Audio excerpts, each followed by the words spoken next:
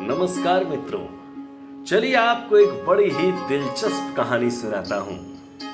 बनारस में एक चर्चित दुकान पर लस्सी का ऑर्डर देकर हम सब दोस्त यार आराम से बैठकर एक दूसरे की खिंचाई और हंसी मजाक में लगे हुए थे।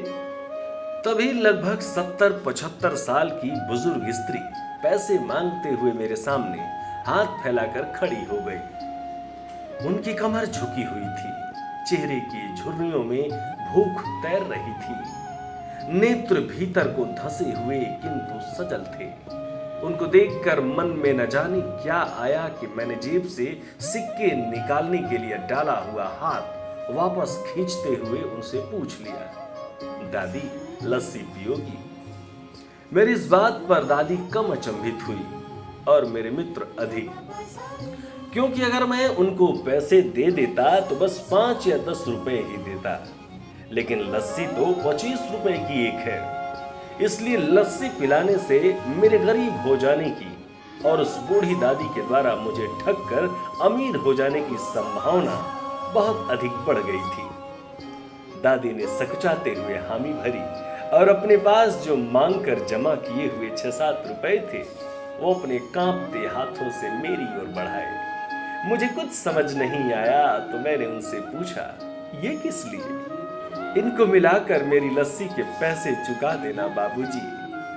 भावुक तो मैं उनको देखकर ही हो गया था।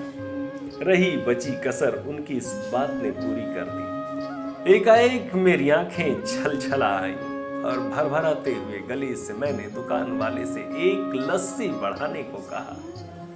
उसने अपने पैसे वापस मुट्ठी में बंद कर लिए और पास ही जमीन पर बैठ गई।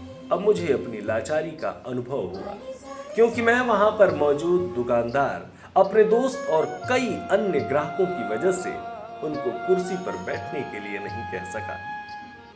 डर था कि कहीं कोई टोक ना दे, कहीं किसी को एक भीख मांगने वाली बूढ़ी महिला के उनके बराबर में बिठाए जाने पर आपत्ति ना हो जाए। लेकिन वो कुर्सी जिस पर मैं बैठा था मुझे काट रही थी। लस्सी कुल्हड़ों में भरकर हम सभी मित्र और बूढ़ी दादी के हाथों में आते ही मैं अपना कुल्हड़ पकड़कर दादी के पास ही जमीन पर बैठ गया, क्योंकि ऐसा करने के लिए तो मैं स्वतंत्र था। इससे किसी को आपत्ति नहीं हो सकती थी।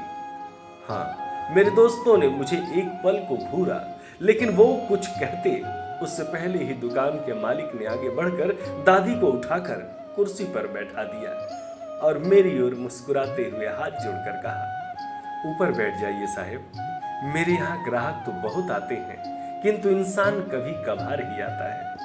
अब सबके हाथों में लस्सी के कुल्हड़ और होठों पर सहज मुस्कान थी। बस एक वो दादी ही थी जिनकी आंखों में तृप्ति के आंसू, होठों पर मलाई के कुछ अंश और दिल में सैकड़ों दुआएं थी।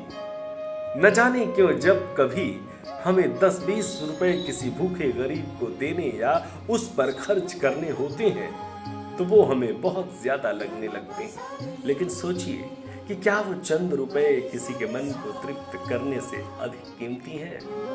मित्रों, जो प्राप्त है वही पर्याप्त है। जय श्री कृष्ण। सब्सक्राइब करें टोटल भक्ति को। अब हमारे वीडियोस को सबसे पहले देखने के लिए बेल आइकन को दबाना ना भूलें।